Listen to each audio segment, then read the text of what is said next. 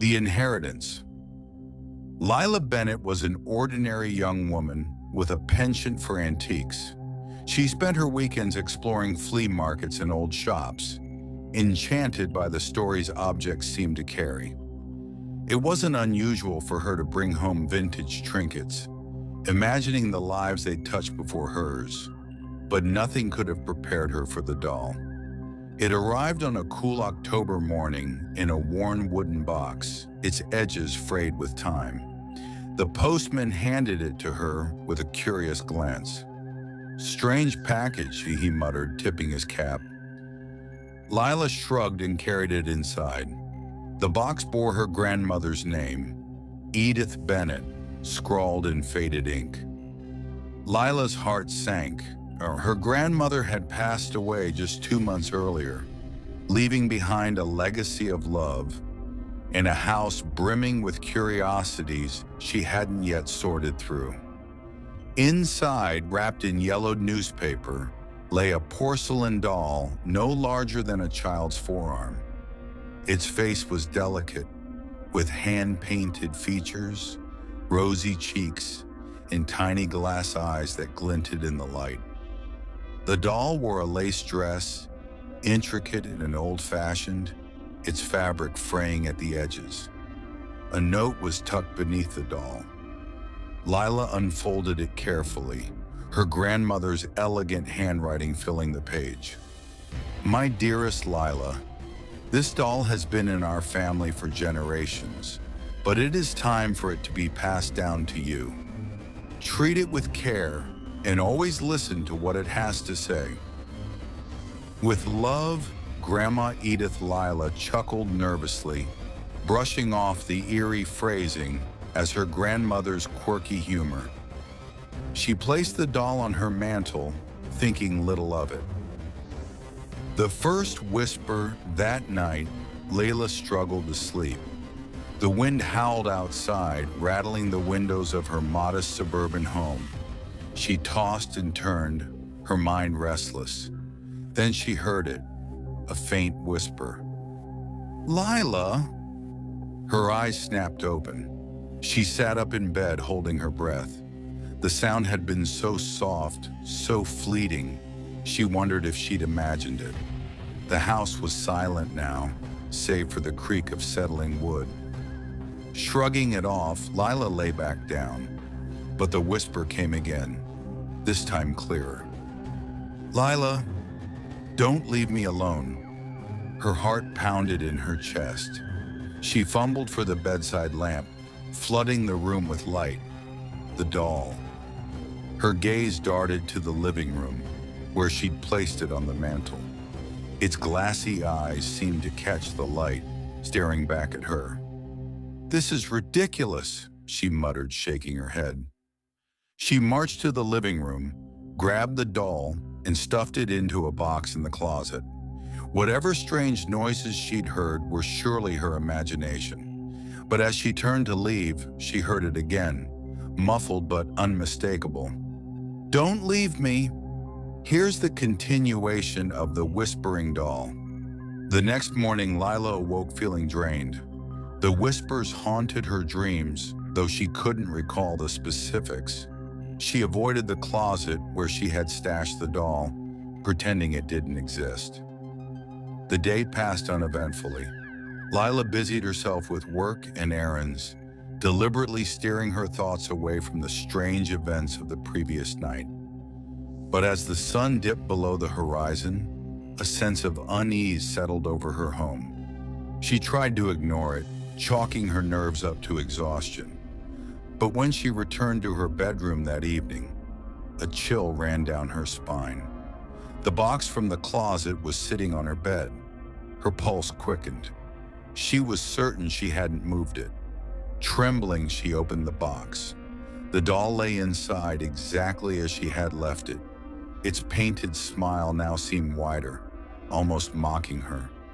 "This is insane," Lila whispered.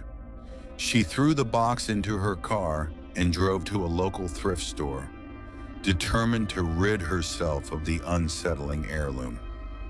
"Someone else can deal with this," she muttered as she handed the box to the clerk.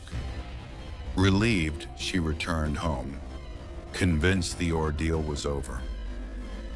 The return. That night, Lila slept soundly for the first time in days, but when she woke, her relief turned to horror. The doll was back. It sat on the mantel, its glass eyes gleaming in the morning light. No way, Lila gasped, backing away. She checked every door and window, but there was no sign of a break-in. How had it returned? She called her best friend Claire, desperate for support. "It's just a doll, Lila," Claire said over the phone. "Maybe you're overthinking this. You've been under a lot of stress lately." "I'm not imagining this, Claire," Lila snapped. "It came back. On its own." Claire hesitated. "Okay, how about I come over tonight? We can figure this out together." Relieved, Lila agreed. But as the day wore on, she couldn't shake the feeling of being watched. The doll's presence seemed to linger, even when she wasn't in the same room. The first incident. That evening, Claire arrived with a bottle of wine and her usual no-nonsense attitude. "Let's see this creepy doll," she said, setting her purse down. Lila led her to the living room, where the doll sat on the mantel. Claire examined it closely. "It's just porcelain, Lila. Old and a little creepy, sure, but harmless." As if in response, the room grew colder. The lights flickered. "Did you see that?" Lila whispered, clutching Claire's arm. "It's just the wiring," Claire said, though her voice wavered. Suddenly, a loud crash echoed from the kitchen. The women jumped. "What was that?" Claire asked, her face pale. They approached the kitchen cautiously. The cupboard doors were wide open and dishes lay shattered on the floor. "No way," Claire murmured. A faint whisper echoed through the house. "Don't leave me alone." Seeking answers. The next day, Lila decided to dig deeper into the doll's history. She searched through her grandmother's belongings, hoping to find an explanation. In an old photo album, she found a picture of her grandmother as a child, holding the same doll. Behind her stood an unfamiliar woman with a stern expression. Scribbled on the back of the photo were the words, "Edith and Miss Dalloway, 1932. "Miss Dalloway," Lila muttered. She searched the name online and discovered an old news article. "Local nanny found dead in mysterious circumstances." The article detailed the story of a governess, Miss Clara Dalloway, who had cared for children in the Bennett household. She had vanished one night, only for her body to be discovered weeks later in the woods behind the house. Rumors of foul play swirled, but no culprit was ever found. The doll had belonged to her. The haunting deepens. Over the next few days, the whispers grew louder and more insistent. Objects moved on their own. Lights flickered. Lila felt as though she were never alone. One night, she woke to find the doll sitting on her chest, its glass eyes inches from her face. "Why won't you listen?" it whispered. Lila screamed, throwing the doll across the room. It shattered against the wall, but the whispers didn't stop. "You can't get rid of me," the voice hissed. Terrified, Lila called Claire, who suggested reaching out to a paranormal expert. Confronting the truth. The expert, a middle-aged woman named Evelyn, arrived the next day.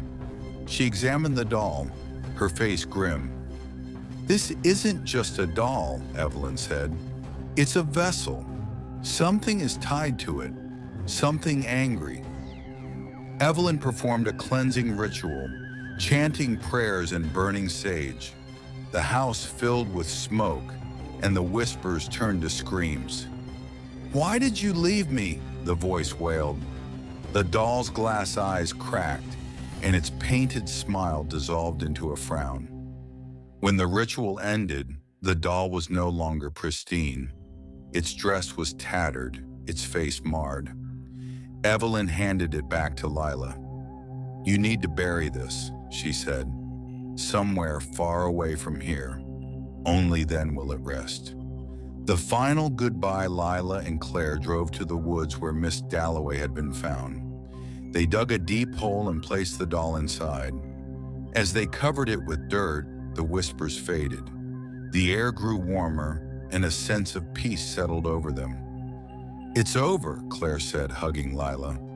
But as they walked back to the car, Lila thought she heard a faint giggle behind her.